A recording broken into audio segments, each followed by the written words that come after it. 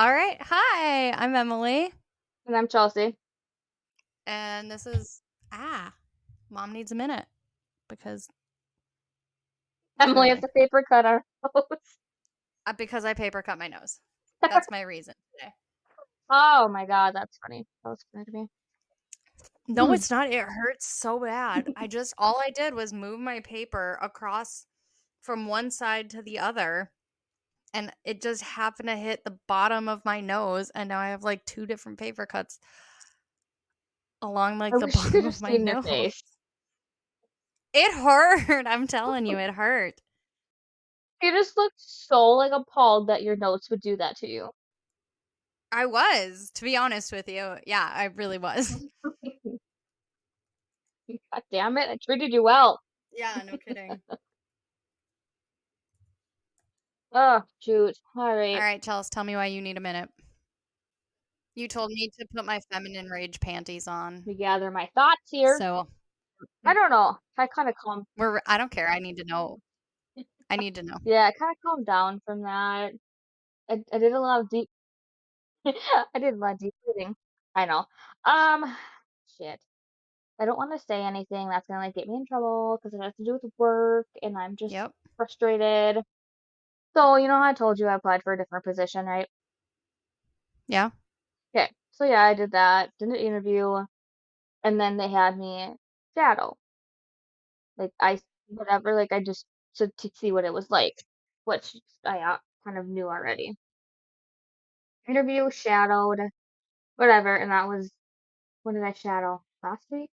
So my interview was 3 weeks ago tomorrow. Okay. Yeah, I haven't heard anything. I've literally fucking worked there. So I don't know. I talked to obviously like Michael, and then I talked to somebody else that I work with that I'm friends with. Mm-hmm. And I was like, there's no way that they're sitting here still like deciding anything. So I'm just super like frustrated Yeah. because what is the point of doing all of that, dragging me through all of that for fucking nothing? Well, I mean, yeah, Literally nothing. 3 weeks seems like a long time. Did you say anything to like the higher ups or anything? I emailed HR and I was like, is No, there, what they say? but she said that I asked her if there was like a time frame or whatever that I would know, and this was last week, and she said, "Oh well, early next week." It's fucking Wednesday. Wednesdays are done. Well, I don't know how you can even say that that's like early. So, I mean, one day we were off. so maybe then.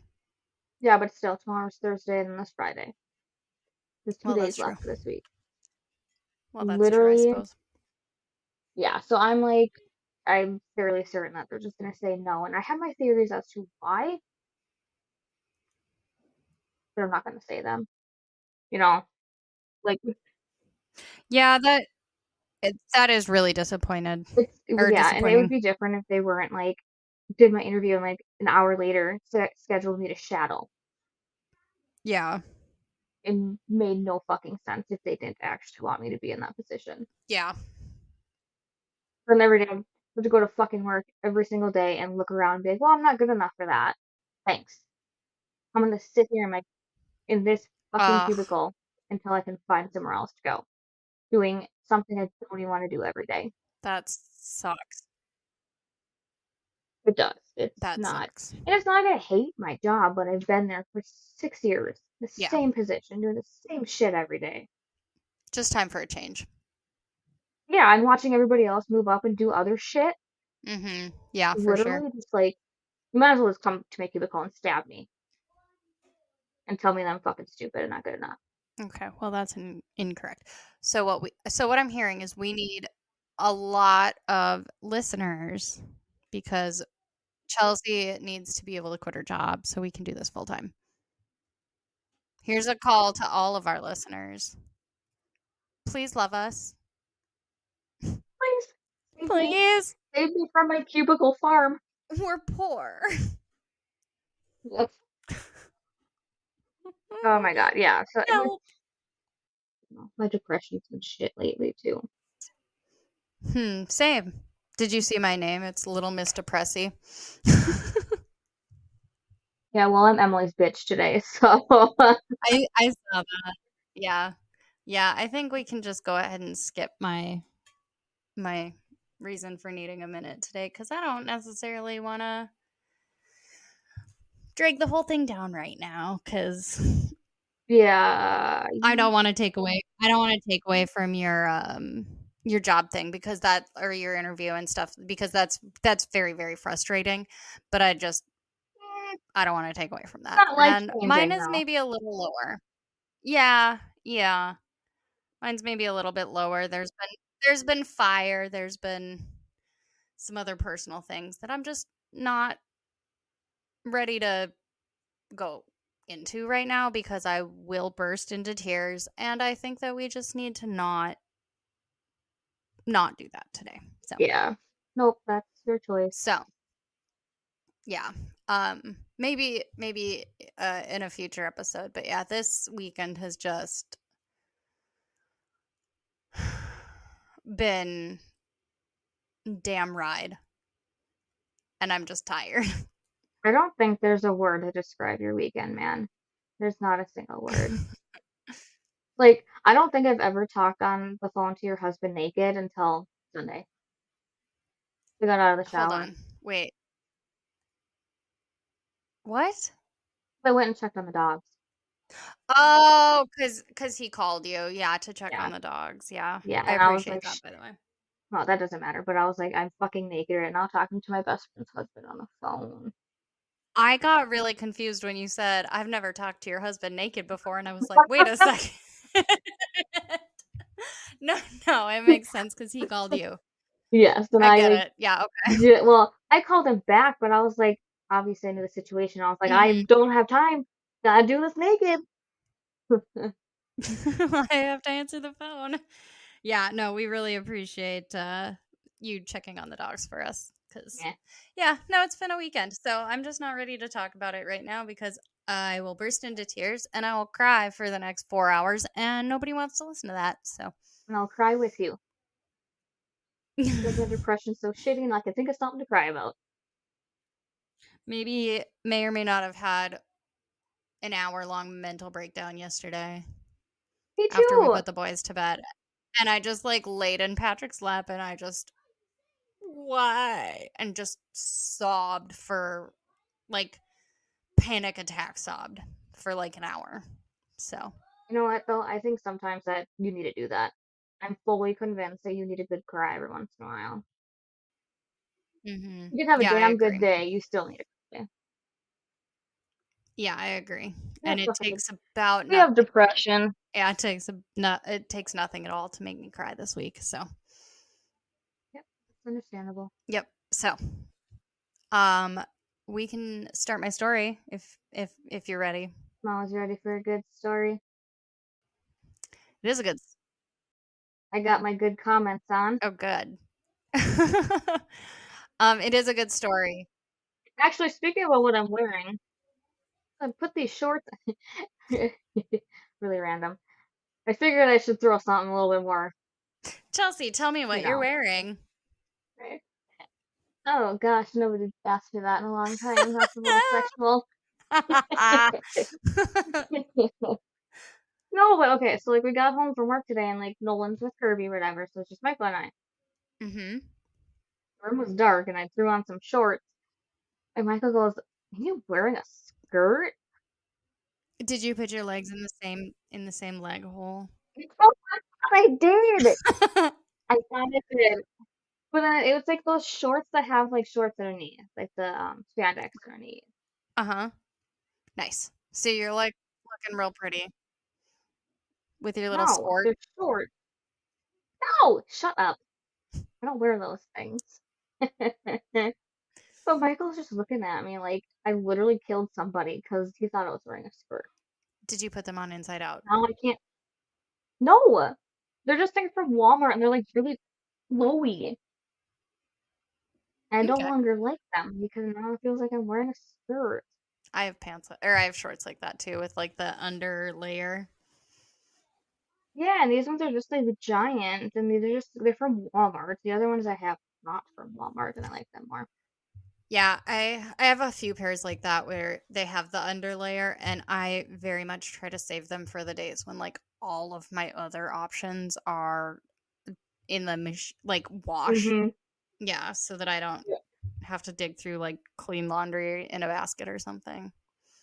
Like I save those for the very end. I like them for when I go walking because I have really fat thighs. Mm. Mhm. Well, I don't think so, but Well, I mean, they're not small. I can see how they would be comfortable for like when like walking the Mhm. way that you do. Like, They ain't rubbing together. yeah, Friction. I can see how they'd be comfortable for that. Yeah, Yeah, but anyway, definitely. I just remembered, I looked down and I was like, "God damn it, it still looks like I'm wearing a fucking skirt." I bet you look fantastic. Whatever. Whatever. I bought Michael a crop top and I wear that to bed and he calls it his crop top. So we're just doing great over here. And it was on accident. Actually, Lila picked it out. I bought myself two t-shirts today on TikTok Shop, and I can't wait to show you. Oh, Hmm. I bought one, not to make it, take that away from you because you're not going to show me what they are anyway. Rude. My shirts? Yes, I am. Not now. Oh no, I'm not gonna do. Well, I mean, I can tell you, Yeah, one of them is like the 8-bit Oregon Trail wagon, and it says "Get in, loser. We're dying of dysentery." Mm-hmm. that is definitely a you shirt. Mm-hmm. Mm-hmm. Yep. Nothing else can It even. was between that one and one that said "Please be." It was the same Oregon Trail 8-bit Oh my god, of wagon, course. but it said "Please be patient with me. I'm from the 1900s." So it was between those two. I'm still not completely off of the I'm from the 1900s one. I just didn't buy that one today. And then the other one is like a plague doctor with their big plague masks. And it said, give me 2 seconds. It Okay. says, um, it says plagued with problems. Well, I might need that as well. I like that. So, so I got those two shirts today. Get in, loser. We're dying of dysentery, and then I plagued with love that. problems. I feel like So, TikTok's just gonna like mm-hmm, kill us all. Fucking poor. mm-hmm, probably, First it was Etsy, now it's gonna be probably. TikTok. And then there's Amazon in there just sprinkled through. It's just a whole thing. Online I know, shopping is going to be the I death of had to me. slow down. Somebody actually watches what I do now. Somebody watches what I do now, but he can't really tell me much this week. Yeah, So well, Michael pissed me off over the weekend, so I bought a cat stroller. We're even now. So I do that. I I had one hell of a weekend. I bought 3 turkeys and 9 But you chickens. have a So farm. There's- I But know, but I also already had 11 chickens. So now I have 23 birds. you don't have ducks yet. I'm very sad about that. Honestly, I almost bought them because apparently, if you go on like Sunday when we did, the leftover birds from the week are 50% off. Okay, so there's leftover birds that are living. Yep. So I bought 3 turkeys and 9 chickens. Okay. Anyways, okay. So before I start our story, I do want to give a heavy, heavy trigger warning for domestic violence. I do have a little blurb here at the beginning where I want to give you some resources, and then I will repeat it at the end also. And then Chelsea is also going to put it in all of our show notes so that um, anybody that is experiencing domestic violence that needs help, you have these opportunities, and they're very available and very clearly available and easily accessible to you as they should be. So, if you or anybody that you know is experiencing any form of domestic violence, and that is not just always physical violence, it can be emotional, verbal, sexual, financial, digital, stalking, it can be in any form. The National Domestic Violence Hotline website is www.thehotline.org. And then their emergency line is 1-800-799-SAFE or 1-800-799-7233.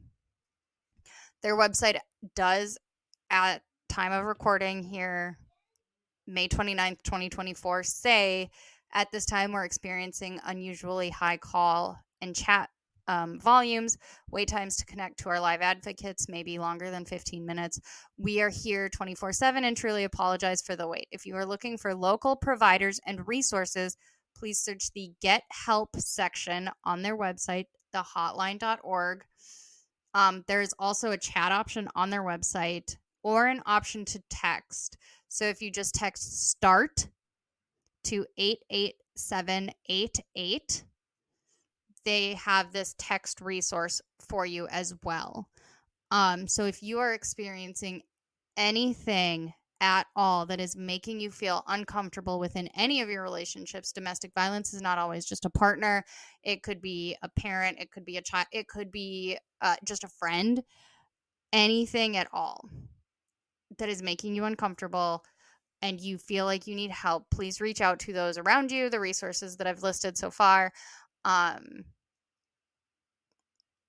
Or just reach out to people that you know, that you trust, and that you respect, that can help you. Just, you're not alone ever. And there are so many resources out there to help you get out of a violent and scary situation. So, and know that Chelsea and I are going to provide all of those resources in the show notes for you, so that you have quick access, just like a link or whatever to them. So, and then as always, 911 is a option if you have that option. And so you're not alone in experiencing these things. And I know that a big thing about like abuse is distancing you from your family and your friends and your trusted loved ones. And that's a huge thing about abuse. And your loved ones are always still there for you regardless, even if you haven't been able to talk to them for a minute because of your situation. So please reach out to somebody and get yourself out of a dangerous situation. And I will repeat these resources at the end. Don't ever think that people are not going to care, and don't ever think that you can't get away and start over.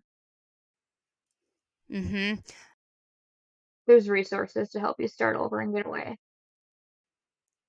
Yep. There are a lot of resources. Also, check with your county, your state, your city. They will also have resources such as financial resources. They will have therapies or advocate resources. They will have all sorts of resources.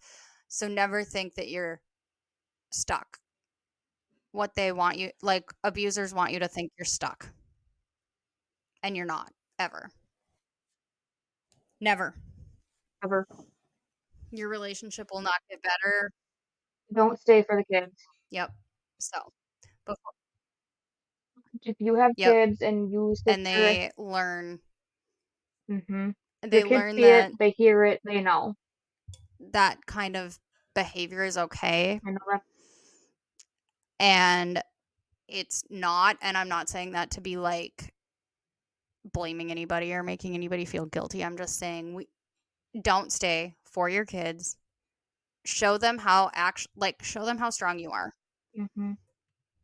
And it's okay to rely Exactly. on Yep. social assistance programs in situations where it's necessary.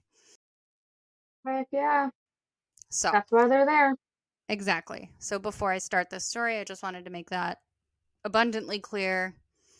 This story does include domestic violence, and I want everybody in a domestic violence situation to know that there is help and there is support, and people as long as you just reach out, people are here to love you and support you and care for you in getting out of these situations.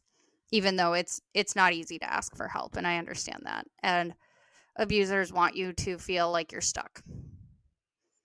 That's their whole goal, is for you to feel like you're stuck, and for you to feel like you have no options. And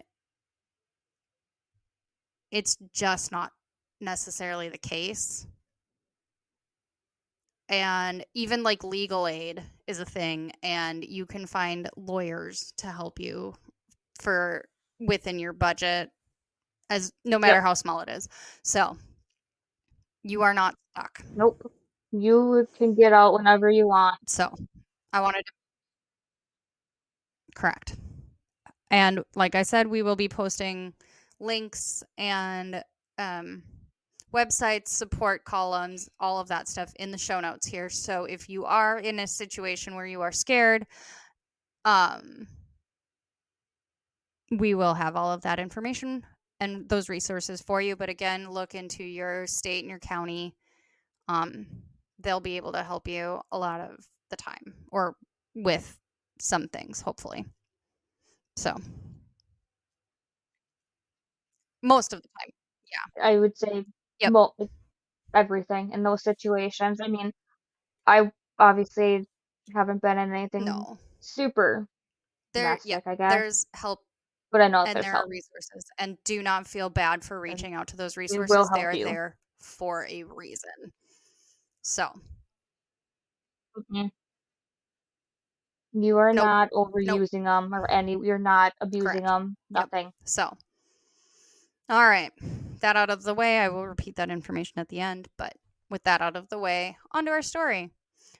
So, Sarah Lee Clore was born in Midland, Michigan in 1966. Her and her family moved to Gladwin, Michigan in the 80s.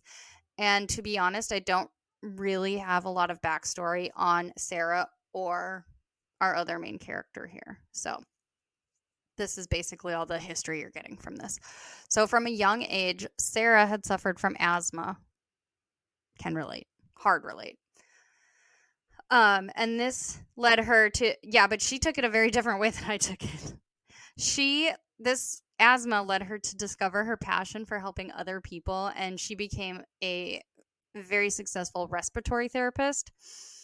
And within this line of work, she would often go to her clients' homes to help them with their treatments, maintenance, checkups. She just honestly was, as from everything I have read, she is just the most kind and compassionate human being that, I mean, you've ever seen. It sounds like she sounds incredible. Um, People described her as being incredible at her job and having just the best bedside manner and making you feel okay with whatever was happening to you. She was incredibly smart and even more capable. And really, it does sound like she found her calling within respiratory therapy and helping people and doing all of that. So she really does sound like she found her calling here. And she sounds amazing. When Sarah was 20 years old, she had her first daughter, Roxanne. And then when she was 22, she had her second daughter, Angelica. I don't know anything about her husband or the like slash the father of these girls, but I do know that when she was 29, her and her husband, her first husband here, got divorced when the girls were 8 and 10 years old. And another thing to note, before we get into much of the story, is that her younger daughter, to the best of my knowledge, doesn't really have much to say, or she doesn't want to speak about it. I didn't find any quotes from her. Her face was blurred out of all the public photos. So we're not going to focus on her at all. Um, at the very least, even if she does, it does seem like she's trying to protect her privacy, and out of respect for that, the only person that we're going to quote is her older daughter, Roxanne, and her full name is out there if you need to look for it, but out of respect, I am only also going to call her by her first name so that if she is searching for some privacy or something, then I'm not going to be I'm not going to be the one, you know. So, all aside from Sara and our other main character, everybody else will just be called by their first name. Okay. So, in 1995, Sarah's working with a client and her son um oh, and okay, Sarah's working with a client and also with her son regarding her client's care. So, it's a son and his mother, and the mother is her client and he is also in charge of like her Okay, care. that makes sense. Um so throughout their time, yeah. Yeah, right? Okay. I read my sentence and then I went, I don't think this actually makes sense. So I felt like I had to Yeah, yeah. Yep. re-explain it. But so throughout their time together, Sara and her client's son, Harold Butch Knight, they start to form a relationship. First, it's simply the son forming a relationship, like a friendly relationship with his mother's caretaker, right? They're getting to know each other. This woman is taking care of my mother. This is my client's son, blah, blah, blah, whatever, right? Friendly Yeah. Yep. relationship. Over time, over time though, it does evolve into something more romantic, which I have feelings about, but who am I to judge? Another thing though here, Harold is 18 years older than Sara. Mhm. Mhm. But that doesn't really seem to stop them much, which is fine. Which is fine. No problem with age gap couples. You're adults, you're consenting adults. They're both in their third or they're both adult like I mean she's 30 and he's in his 40 like upper 40s, late 40s. So you're adults, you're consenting adults. I'm not here to judge. So Sara's oldest daughter, Roxanne, said that Butch was very charming and showered Sara with a ton of attention and affection. He would often buy her flowers, take her to dinner and picnics. They would go on vacations. They would write little love notes to each other every Valentine's Day. Butch would also often buy her those big, gigantic, oversized cards. You know, like the Mother's Day ones that are like 2 feet tall, or Valentine's Day ones. Yeah. Um, Yeah. yeah, so he They're would yeah. well, I know, but he'd buy her those all the time. And it apparently won her over. He always called her Honey Bunny and she called him her everyday Valentine, which is cheesy, but cute, I guess. Um, and then Roxanne was also quoted as saying, quote, "My mom really, really loved Butch." And then one of Sara's close friends, Kathy, said that the couple shared so much. They loved to picnic and travel to lighthouses in Maine and Michigan. Because Sara really loved lighthouses, and then they both really, really enjoyed kayaking. So regardless of the age gap, it does sound like they had a lot in common, and they really did enjoy being around each other, right? Yeah. Yep. So, no problems here so far. Then on January 18th, 2001, Butch and Sara decided to elope and they got married. Butch had a few older adult children who were no longer living at home, and then Sara had her 2 daughters. And the 2 daughters were still living at home at this time, but his children weren't. So, um, a, Yep. a few Well, years that makes sense. Yeah, yeah, for sure. A few years into their marriage, Sara's daughter said that Butch was becoming abusive. And Roxanne said that Butch used to treat them like they were stupid and he would taunt them and he would tell them that they have no future whatsoever. Once Butch took Roxanne, and I don't know if it was just Roxanne or if it was both girls, but they were on a fishing trip, and he told Roxanne, quote, "You know you're not the smartest. You better figure something out because I'm not going to be paying for you forever." And she was only 14 years old. I can't the words to say, like, Yeah, to a 14-year-old, you better figure something out because I'm not going to be paying for you for. She's 14. What is she supposed to do? it's, like, literally can't even drive She's a yet. child. No, she's a baby. I don't even know what I'm doing tomorrow, so how does this the 14-year-old supposed to know what she's doing? What?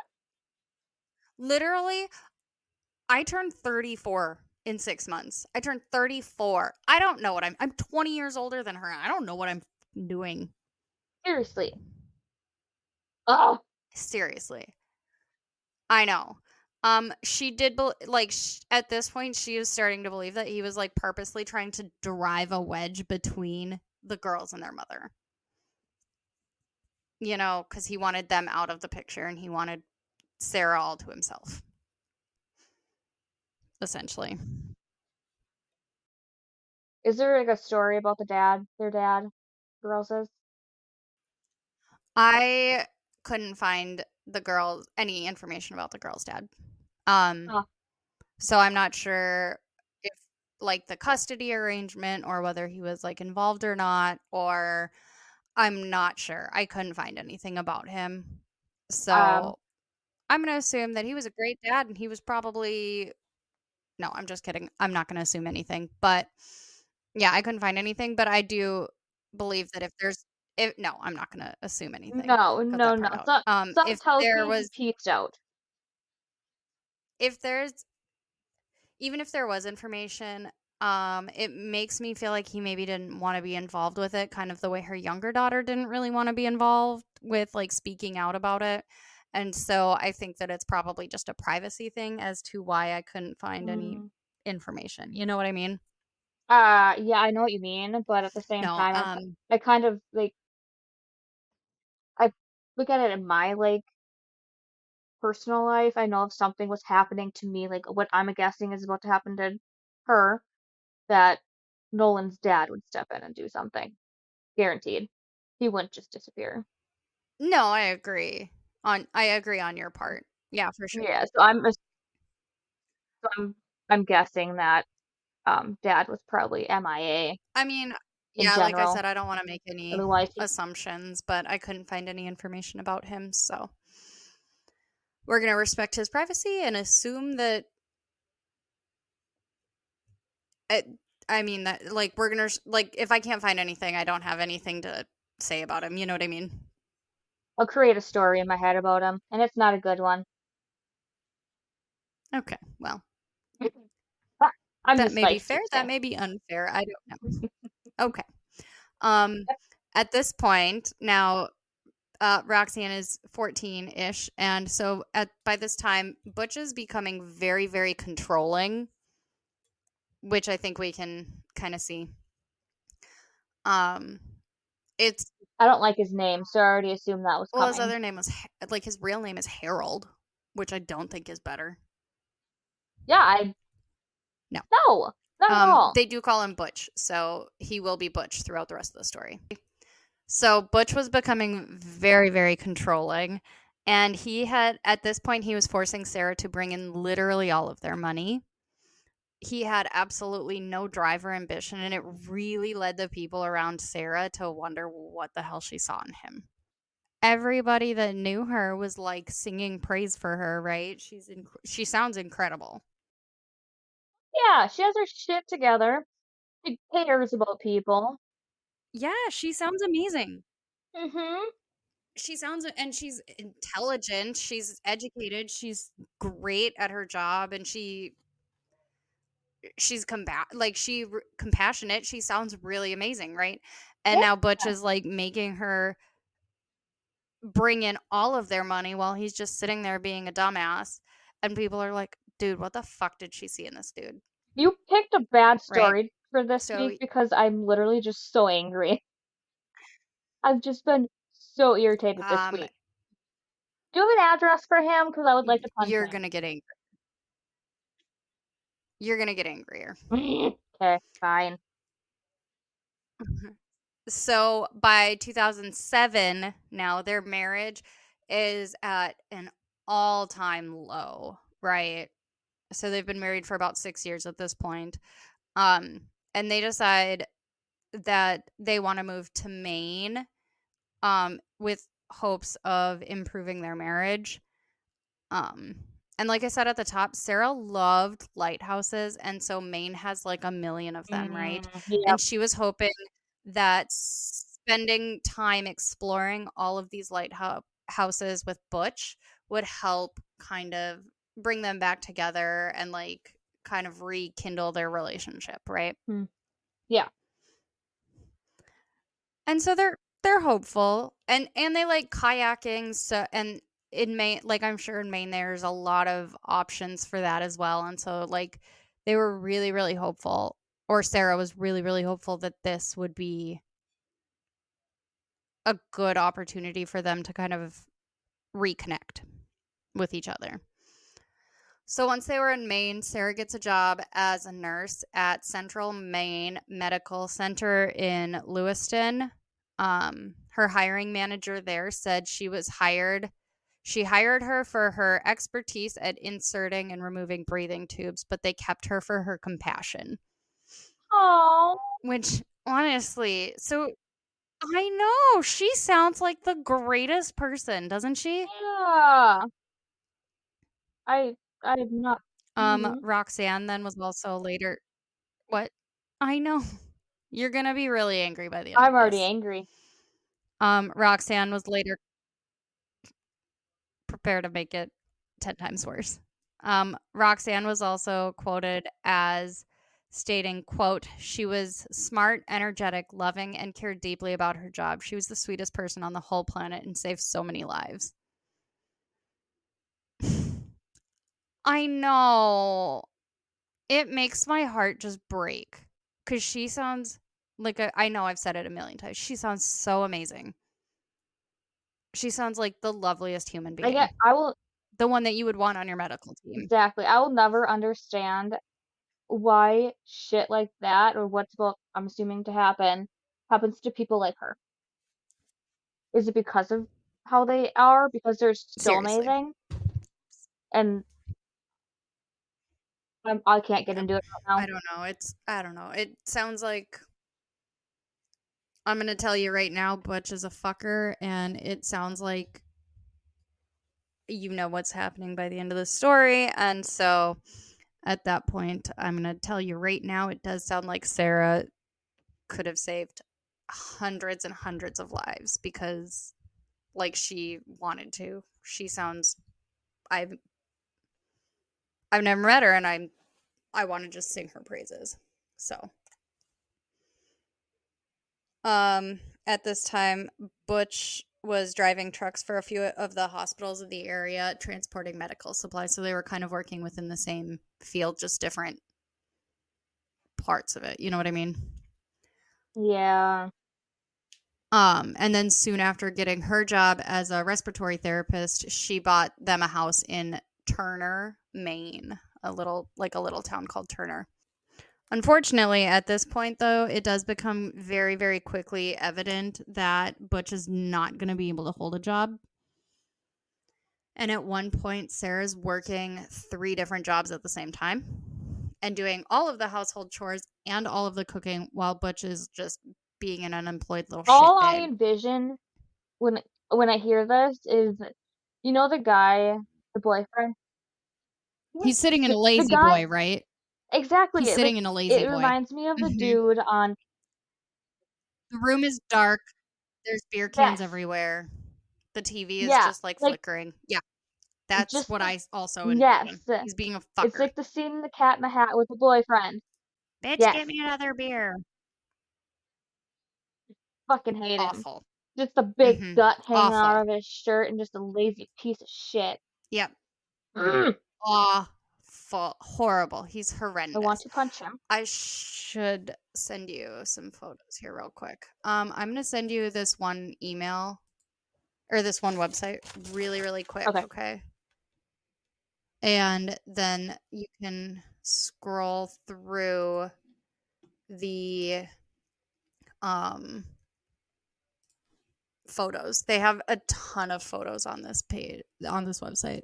Yeah, I want. And you can see him. He looks like a big dumb fuck. Yeah, I need a. I need. I sent it like through email. Okay. Yeah, I need a vision. Visual. He's he's an asshole. So if you scroll through the website that I just sent you is like the story, and then at the bottom, like in the middle of the page, there's like tons and tons of photos. And she looks just like the loveliest human being. And then he looks just like the biggest dumbass. He's definitely sitting in the dark in a lazy boy screaming, "Bitch, get me a beer." He is absolutely like I didn't even like. I guess I didn't envision like how they look like this. She looks like somebody I Mhm. could just sit with all day.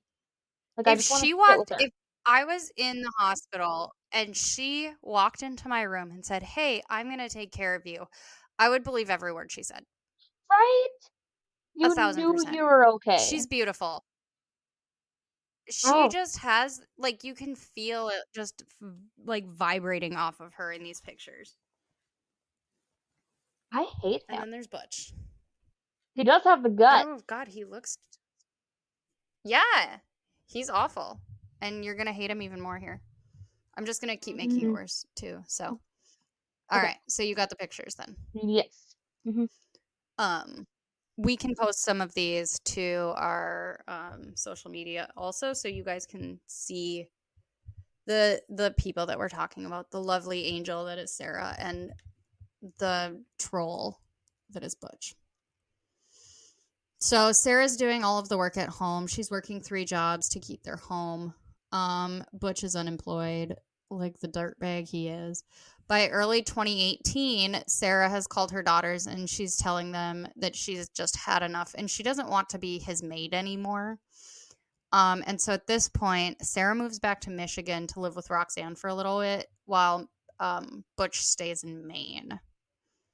So then, about 6 months later, in May of that year, Butch moves back to Michigan too. And Sarah decides she's just going to give him another shot. They've been married for, 17 years at this point. She's just going to give him another shot. Whatever. I mean, I guess it makes sense, but um Well, yeah, yeah. I get it. I don't agree with it. But because I know how it ends. So, but I get it.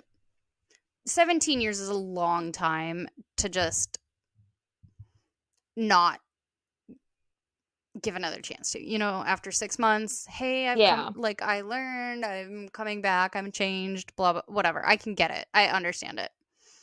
You know? So, at this point in Oh. time, May of 2018, nope, May of 20, hold on. I wrote 2018, but that is Yeah. incorrect. I was It's 2014. It's not 18. It's 2014. So it's, yeah. It's 2014. Okay, so early in 2014, Sarah had called her daughters and she moved back to Maine or to Michigan and he stayed in Maine. And then May of 2014, he moves um to Michigan, and May of 2014 is when she decides to give him another shot. Okay, I'm caught back up. I just typed the wrong year and I went, this doesn't make any sense. I should have noticed it because, yeah, I was like we skipped a lot of years. I mean, maybe they, no, never mind. So by May of that year of 2014, he moves back to Michigan and she gives him another shot. The two of them rent a small home together about 45 minutes south of Grand Rapids in a town called Fenville.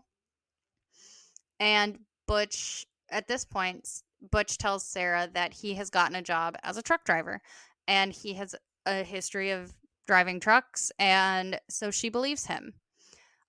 Roxanne, her daughter, would even take him to the truck yard sometimes on Sundays and pick him up there on Fridays. So he was doing like long, over the road, long haul. And he would take a GPS, his atlas, a cooler that Sara had packed for him. However, there is absolutely no evidence that he ever worked for a trunking company in 2014. Oh.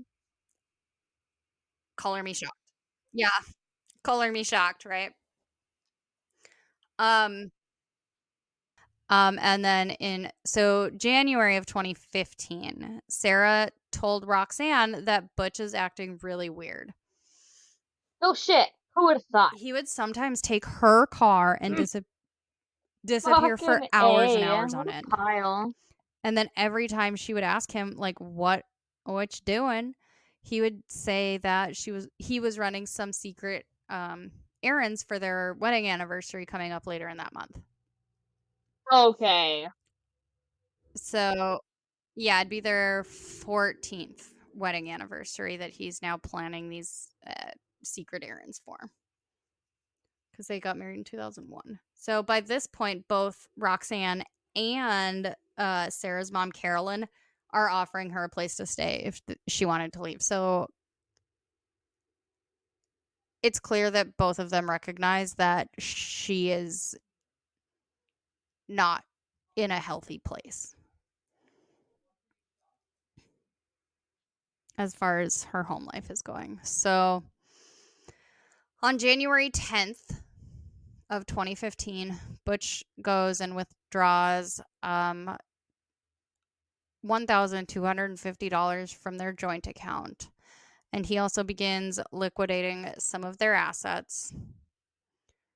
And he begins Googling things such as, quote, how to hurt someone and, quote, different ways to murder people.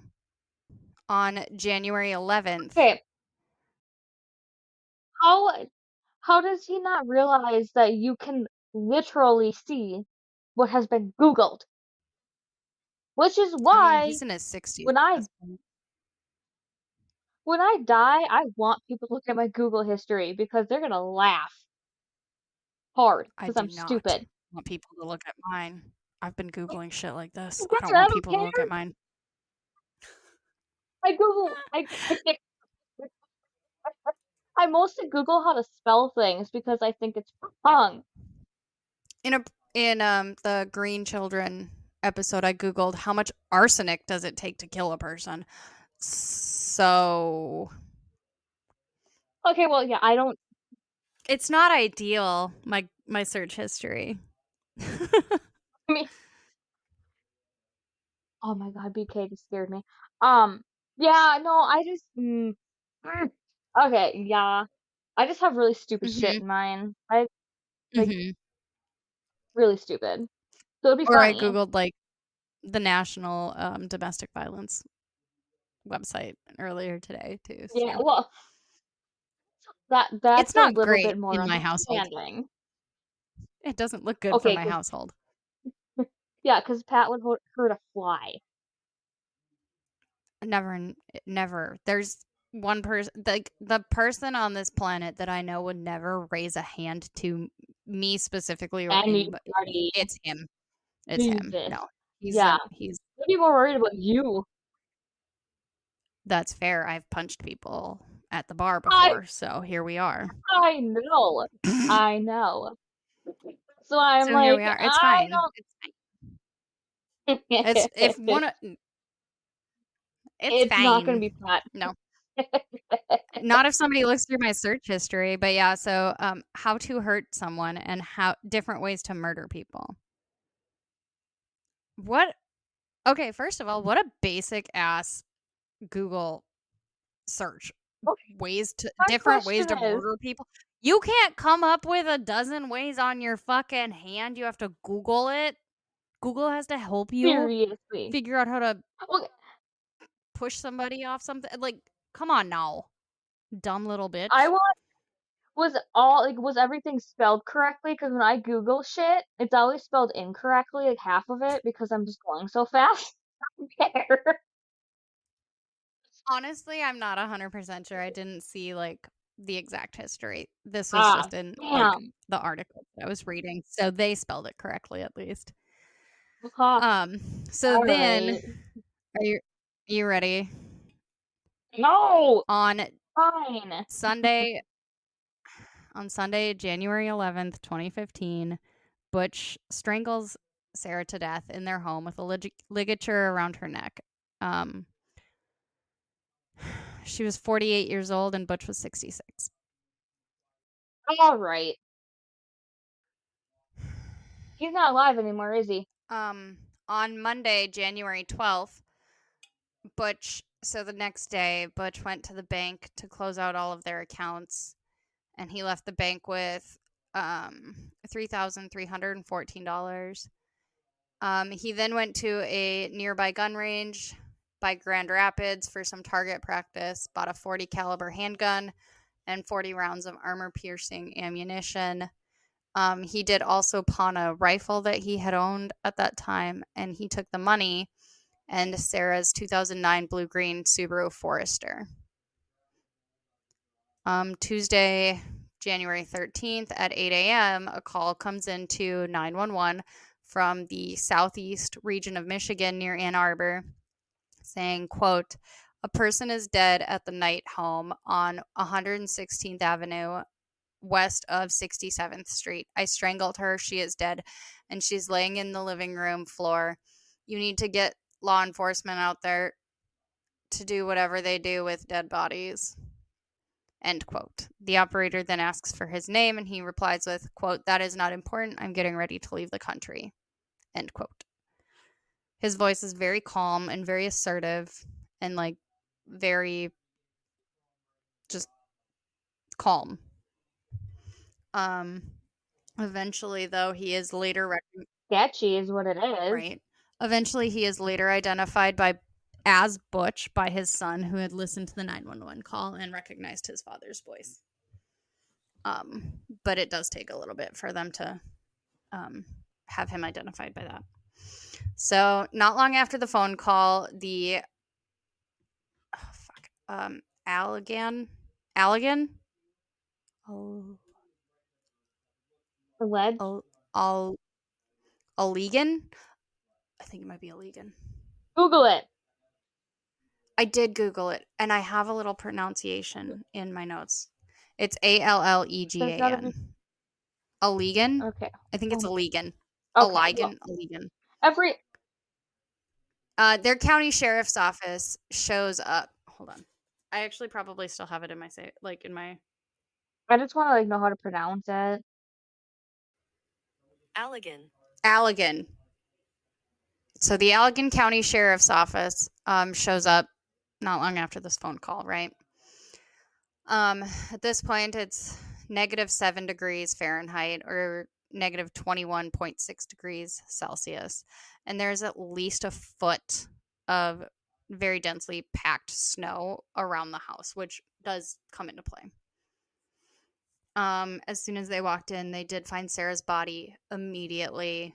It was left in very clear view, and it was covered. It was covered by a sheet. The officers checked for signs of life, but she was cold to the touch, and there was absolutely no signs of life from her. Unfortunately, her body had been well preserved at this point due to the frigid weather outside and the fact that Butch had also turned the heat off. So the extreme cold left her body to not decompose crazily. And that's all I have on her body. So for the most part, at this point, they realized that Butch had left the house nice and clean and tidy. He had left a few things out on the table for officers to find. There was a red folder that contained white copy paper with handwritten notes with instructions as to who to contact for her and her family, as well as their contact information, and a note with her phone passcode on it Um, and a note that was written in red marker and said, quote, 1:11:15, approx, approx, 3 p.m. Sarah Knight is in heaven with her maker and the angels. In fact, Sarah is an angel now. There were some business cards, photos of Sarah, her driver's license, post-it notes, scrapbooks, personal items, including her phone. Um, those were all left near her body. And then they did find ligature marks on her neck, and they noted no other obvious traumatic injuries. Okay. Yeah, So, so they can't even, like, suspect fabulous. foul play. It's a straight up murder. Fucking A. He's so stupid. He should have Googled better. Pretty Dumbass. much, yeah. I mean, he did. He was the one that made the phone call too, but yeah, he's a fucking idiot. Um. So at this time, Butch had not been identified yet by the 911 call. However, he is nowhere to be found, and so they do put an APB out for him on the Subaru and him, right? Yeah. Um. Before he fled the scene, though, he took all of his personal belongings. No shit. Because he wasn't fucking coming back because he's a piece of shit. And all of these personal belongings include photos of him, every photo of him in the house, so that police needed to contact his and Sarah's families to get photos of him for the APB, wanted posters, and to just send out to other law enforcement agencies. He's Just one so other hoop that dumb. everybody needed to jump He's through. so fucking Hmm. dumb. I don't even. He's I such will an never. asshole. He's such an asshole. Yeah. I don't. Oh, I feel for this family so hard. My heart is just so broken for them. Um because she really does sound like an amazing human being and the world needs her, seriously. Yes. you know. Like, And this dirtbag is admitting to just taking her right? away And from then, this world for no reason other than what she made you exactly. mad And if you were unhappy in your marriage, don't fucking kill your wife. Just leave. You know what? If you're unhappy, cheat. or let Yeah, her that. leave. Cheat, leave, whatever. Don't kill. Cheating's not good either, but you get what I'm saying. Just don't kill. Yeah. Just it's like in cases like this it's just pathetic when one partner is just so like they're so insecure with their own self and they require so much like um power Yeah.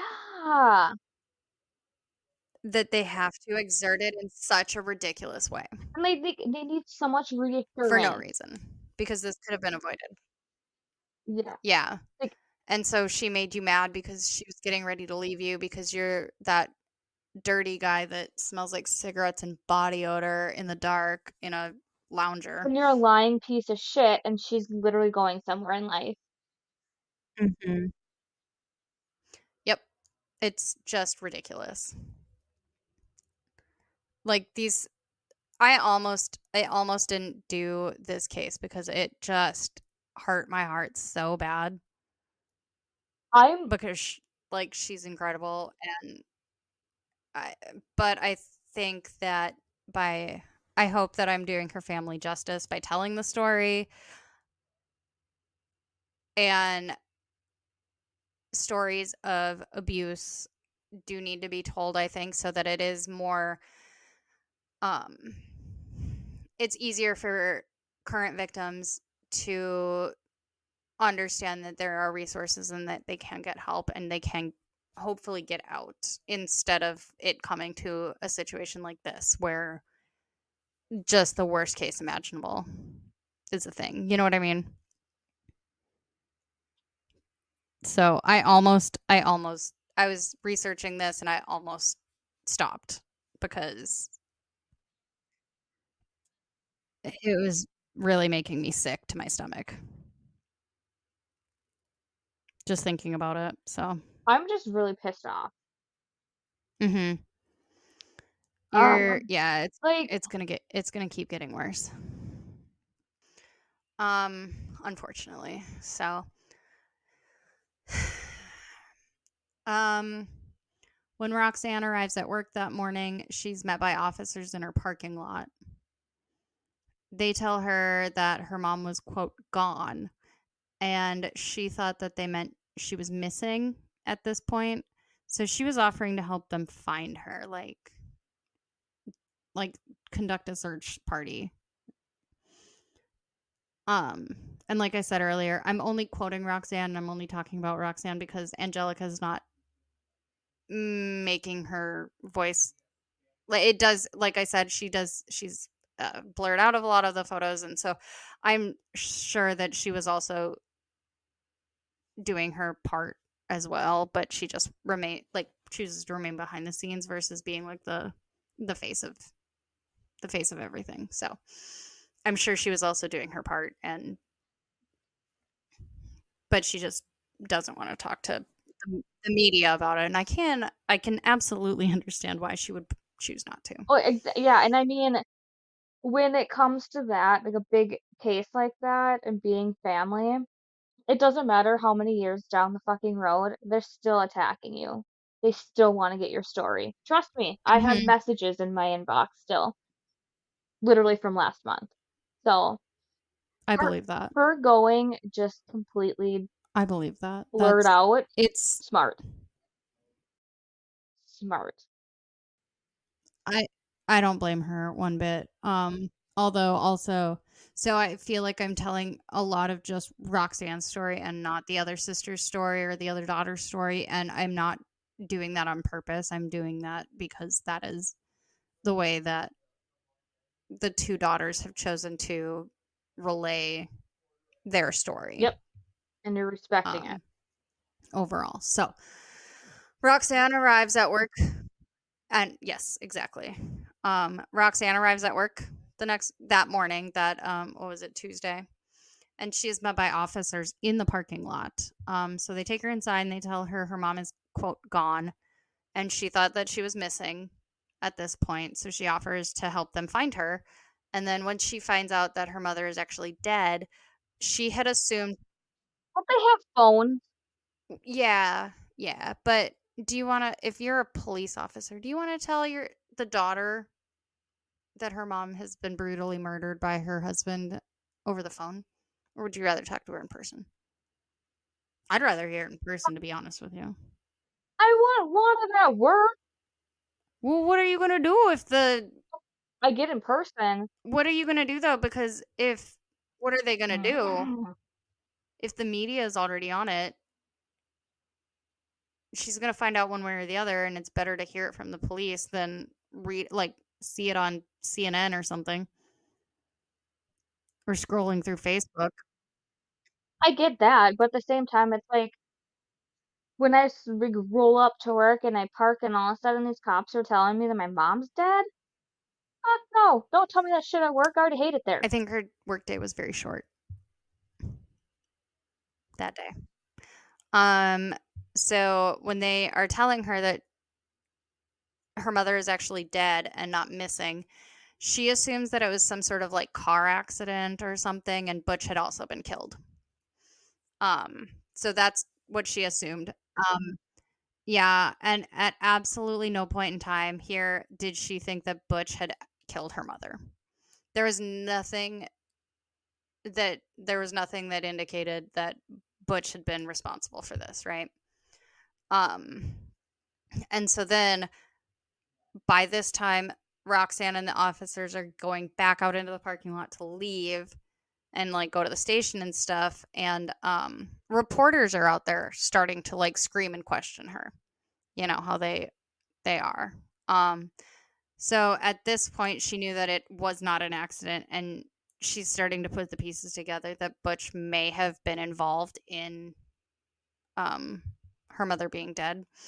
And she kept finding it hard to believe, which I don't blame her. And then she said it really wasn't until she saw her mom in the morgue later, that it began to sink in for her. And I can understand that on just the wildest level. So, I mean, not murder, but just needing to see it in person to understand it. So, Believe it. yeah. Um, then on the next day, Wednesday, January 17th, an arrest warrant is issued for Butch.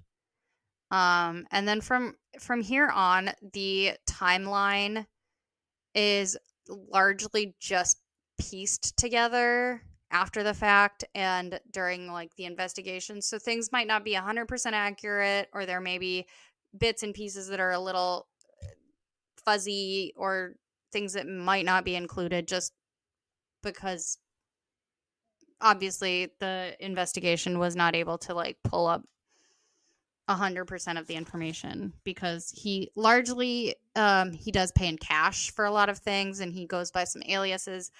So they do try to find him, or they do try to like piece it together as best they can with like surveillance cameras and stuff, but there's only so much they can do. So it might not be 100% accurate, but I'm going to try my best with the information that I do have.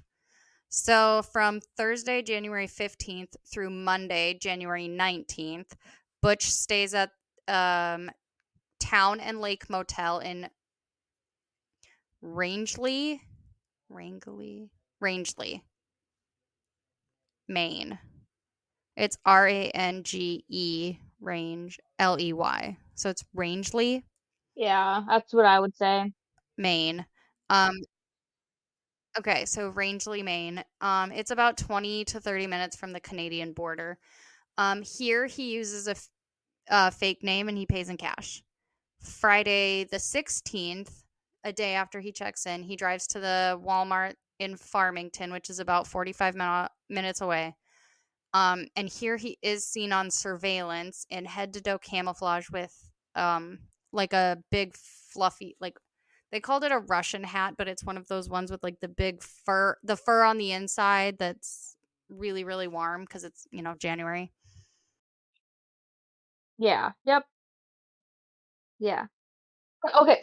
Why does he think wearing camouflage is gonna help him? I don't, maybe he's in Walmart being like, hey, if I can't Bitch, see you you, ain't you can't hunting. see me. Like a child. I don't know. Camouflage. But he is in And head to toe. seriously. I think it's It's actually like, okay, in one of the photos that like in the website that I sent you. If you scroll like all the way down to the bottom, I know, yeah. but I there is put a photo of him.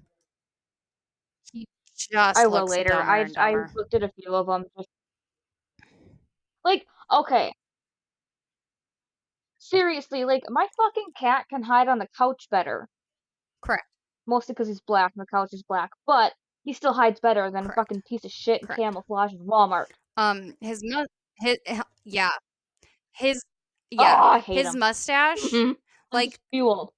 he was naturally he's like fully gray at this point, right? So his mustache that's normally gray, well, okay. His mustache that's normally gray has now been dyed black. No shit, because he's old. So he just looks top notch. He's looking his best here. Um So I know. stupid. At Walmart here in the parking lot. I'm I know, it's ridiculous, isn't it? He was seen in the parking lot. It appears that he's having car troubles. So in the surveillance videos, he's seen looking under the hood of the Subaru. Then he closes the hood, grabs his suitcase, and flags down another vehicle. And him and this other vehicle, they leave. Like he gets in and they leave together. And then there's no more footage found of him at this Walmart. Um, Eventually, the authorities do find the driver of this vehicle, and they the driver, who is anonymous, rightfully, understandably, it tells them that Butch offered him $100 to drive him back to the motel that he was staying at in Rangeley. So does Dum Dum not understand that there is a VIN on his vehicle? The VIN is gonna be registered to his wife. Anybody can look that up. Yep. Yep. Yep. Yep. Yep. Yep. Yeah. So he's in this hotel, right? Thursday through Monday. So this Walmart incident happened Friday. On Saturday, this motherfucker, oops, dropped my phone. This motherfucker on Saturday sends Sarah's mother, Carolyn, receives a package in the mail. And it's in one of those white priority mailboxes, with 3 words, like in Sharpie on the outside, in capital letters, very important, read, in big black Sharpie letters on the outside Like of it. that. So Caroline, not being just being the brilliant woman that she is at this point, just calls 911. She didn't even open it. She calls 911. She's like, I know Mother where like this came daughter. from. She's Mhm. brilliant, apparently, too. Yeah, no wonder. No wonder Sarah turned out brilliant. So police tracked the package back to Rumford, Maine, and it had been sent the day before, which would have been the day that he was stranded at Walmart. So they're thinking maybe he sent it at that same time from the Walmart or whatever, right? So 18 days later, on January 31st, authorities discover the Subaru abandoned at the Walmart in Farmington. Um, the Walmart had called Farmington police to report the abandoned vehicle, and this Wow! vehicle has North Carolina Dumbass. plates.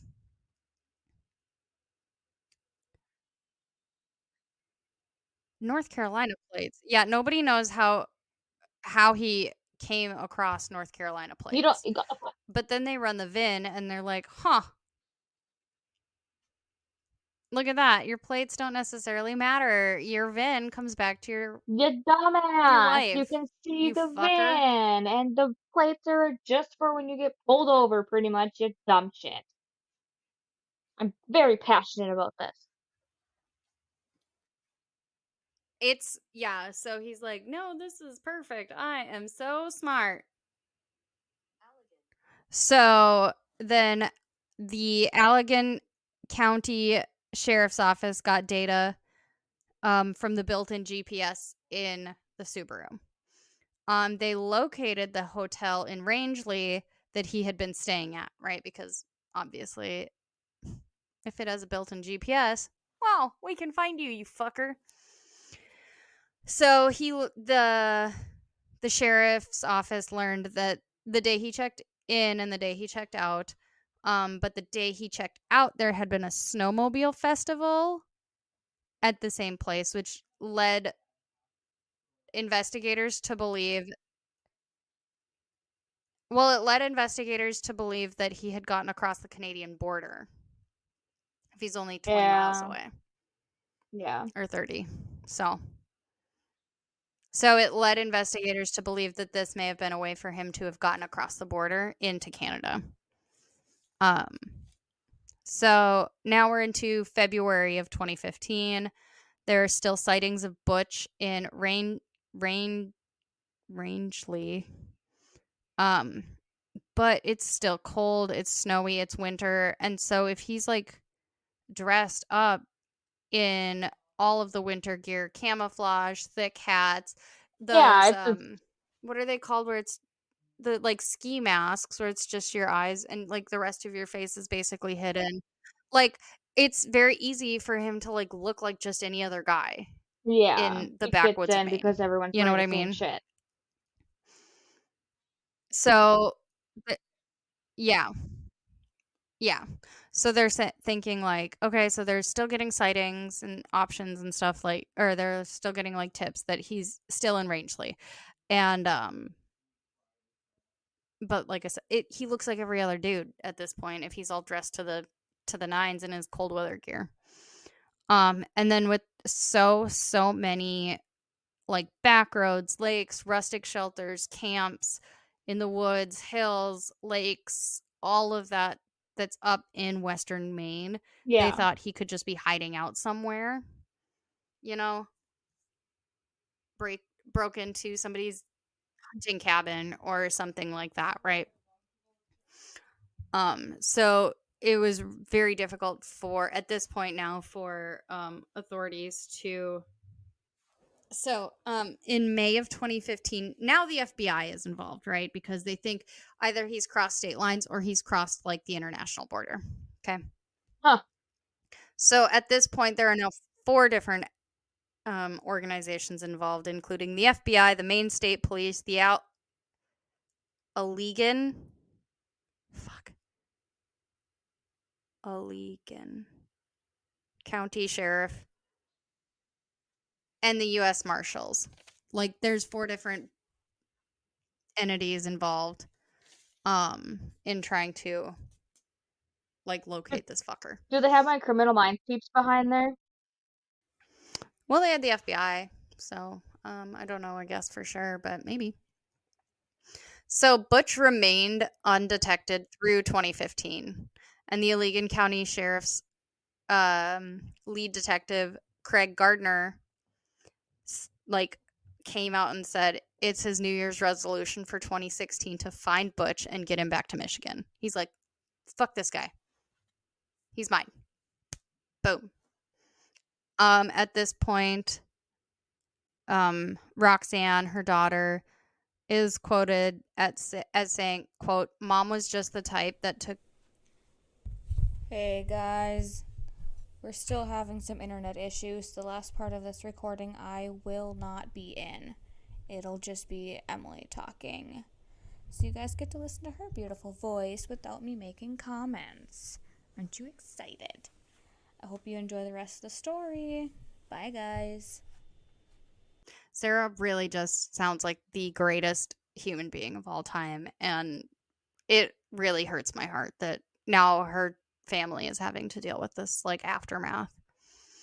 Um so at this point Roxanne has upped her game in trying to help, and she starts raising reward money by selling shirts that say no evil goes unpunished, justice for Sara.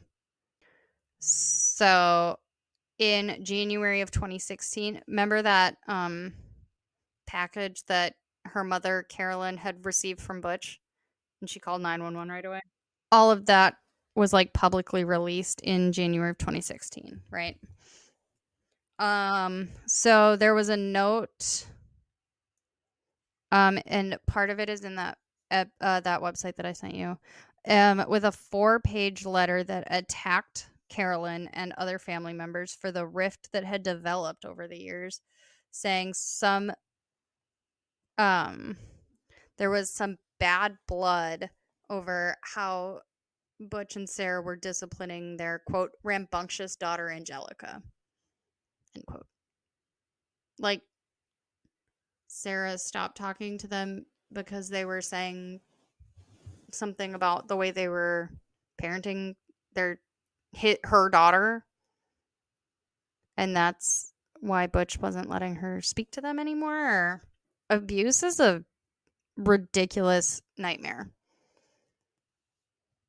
and the manipulation is just incredible in like the worst way. So that's why he killed her, apparently, according to this. Sara's family is also doubting his motives as far as why, like, he was mad, or he had say this rift between the family was causing him, upset because of how they were disciplining their younger daughter.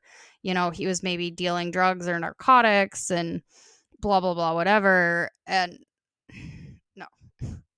Her family believes that she was going to leave him, and that's why he got scared, or that's not why he got, that's why he decided to kill her. He got angry because she was going to leave. Do you want to know the worst part? That's absolutely gonna make you climb up the fucking wall. In this package that he had sent to Carolyn, her mother, he sent $200 for her cremation because his request to have her cremated was, quote, because that's what she would want. Like, I'll give you $200 to cremate her. Is that not just the most? That's what you want. No, it's honestly just one more way to control her and like have a say in things after her death. And then just a slap in the face to her poor mother. I'm gonna give you $200 to cremate her because that's what she. No, eat shit. I would light that $200 on fire. I wonder what, like, because he has older adult children, and obviously I'm not blaming them. I'm not blaming their mother or anything, but I wonder what the relationship was like in this previous relationship. Was he? I mean, obviously it didn't work out, but there are a lot of reasons a relationship doesn't work out, like that don't include being abusive or manipulative or anything like that. So I'm not saying that that's what happened in this relationship, this previous one, but I'm just curious to know if he always kind of had this dark streak in him, or if maybe something had happened. Maybe I don't know. I didn't see anything about like a head injury or whatever, or medications. Yeah. So, like I said, I'm not excusing his behavior by any means. Absolutely not.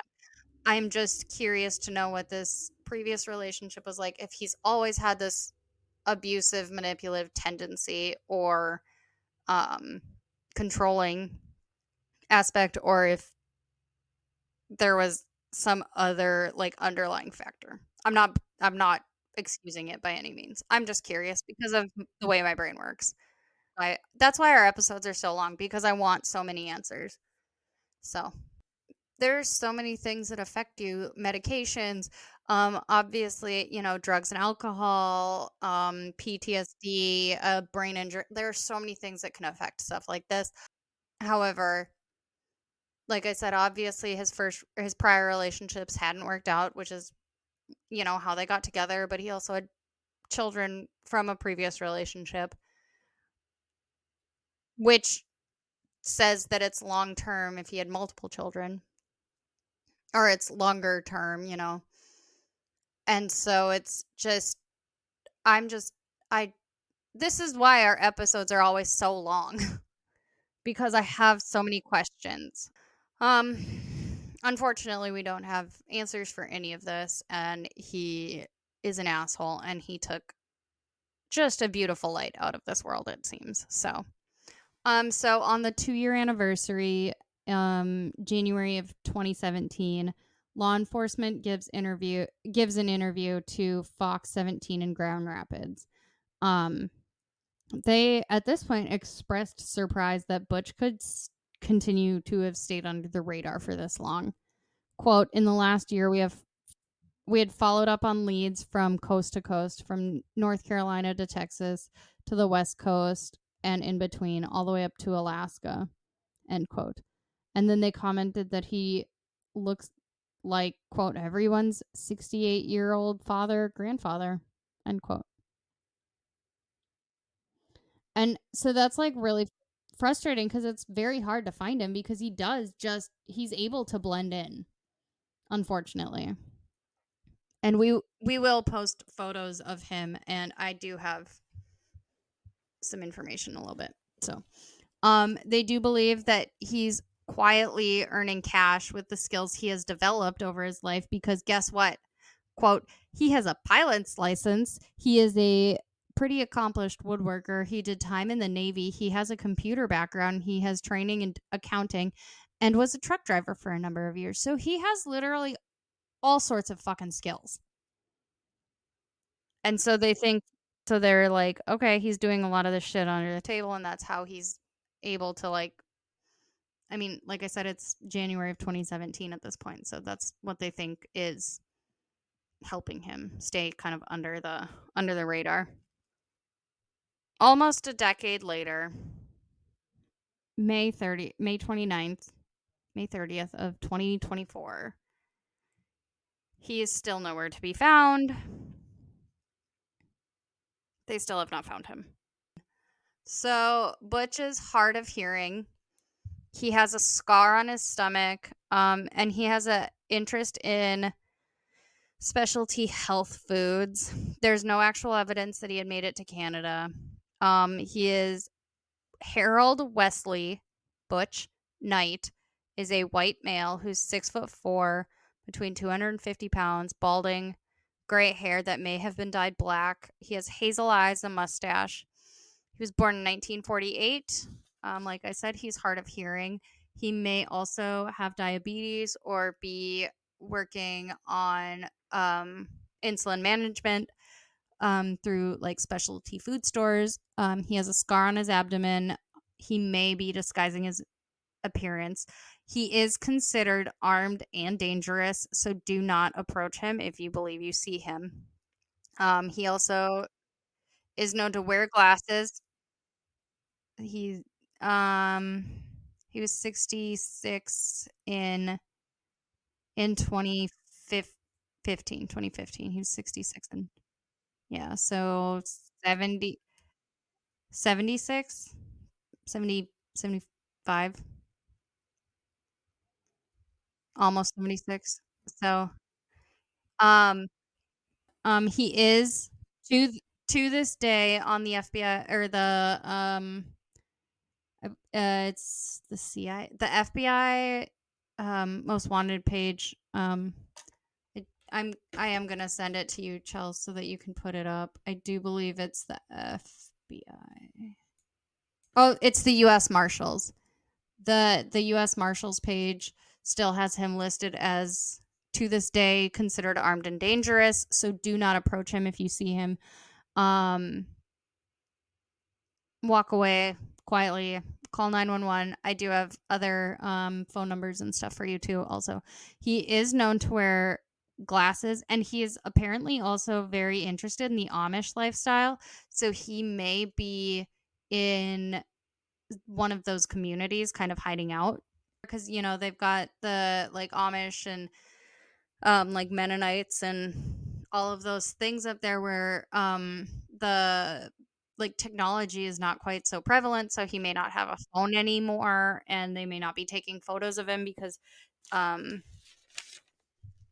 just photos I do believe are like not typical for that community. So it could be that he is hiding in some sort of Amish or other similar community. And so I do have information. But before I say that, to end this out, Roxanne, her daughter, says, quote, "I'm terrified. We're all terrified. None of us want to sit in one spot because we don't know where he's at or what he's capable of doing. I just hope he's going to be found and found alive so we can get answers." And honestly, like, yeah, so I can't imagine knowing I I can't imagine knowing that this man murdered my mother and now has not been found for a decade. So if we will, like I said, we're gonna post photos of Butch. So if you've seen Butch or if you have any information, please contact the U.S. Marshals at 1-877 wanted to 1-877-926-8332. Or you can go online and leave a tip at usmarshals.gov/tips. You can also contact the Allegan County Sheriff's Department at 269 673 0500, or you can call 911. If you have any information about Butch at all. And like I said, we will post photos of him in our on our social media so you can see him. Otherwise, you can just Google him, and a lot of photos come up. And like I said, he's still considered armed and dangerous by the U.S. Marshals. So please do not try to approach him or confront him in any way, shape, or form, because I don't want anybody to be hurt if he is armed at the time. So that is my story. I want to do my domestic violence resources just a little bit again before we end, and then we can just put everything, all of the resources in the show notes and photos and everything.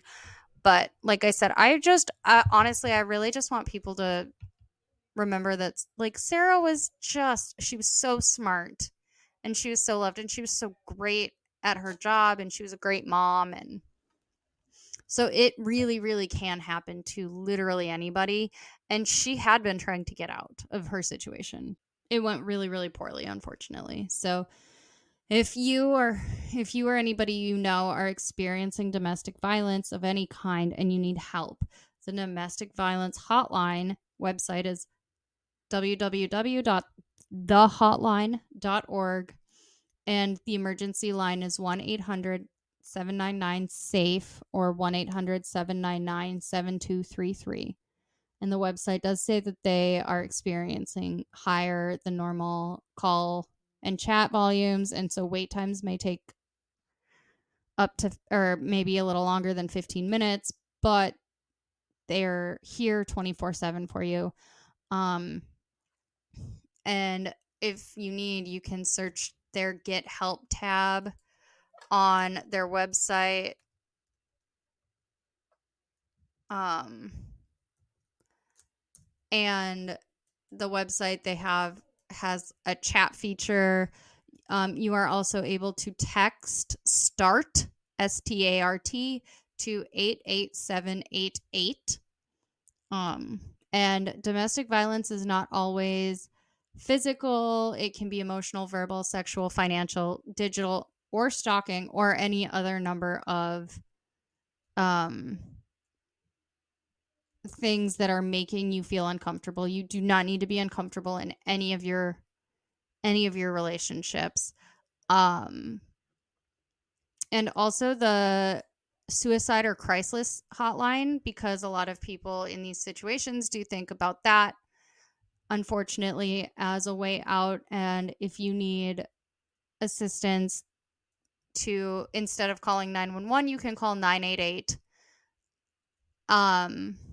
for help as far as that goes as well. And you can reach out to your county or your state, and there are so many resources, and you do not have to feel sorry or feel bad or embarrassed about utilizing the resources that are there, because they're there, set up specifically for you to use.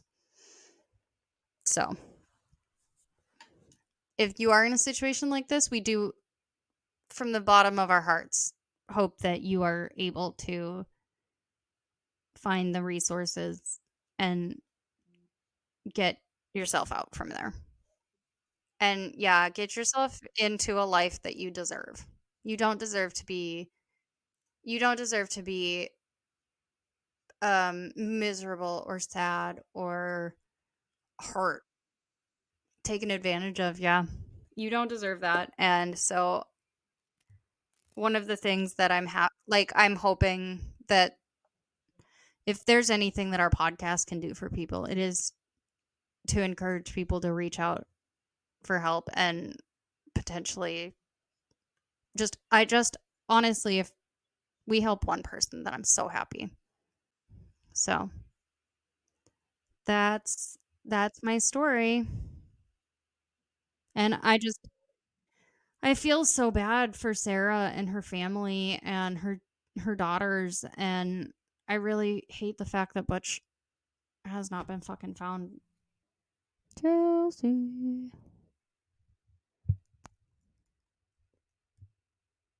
Marco. I can speak well. Actually, that's just math.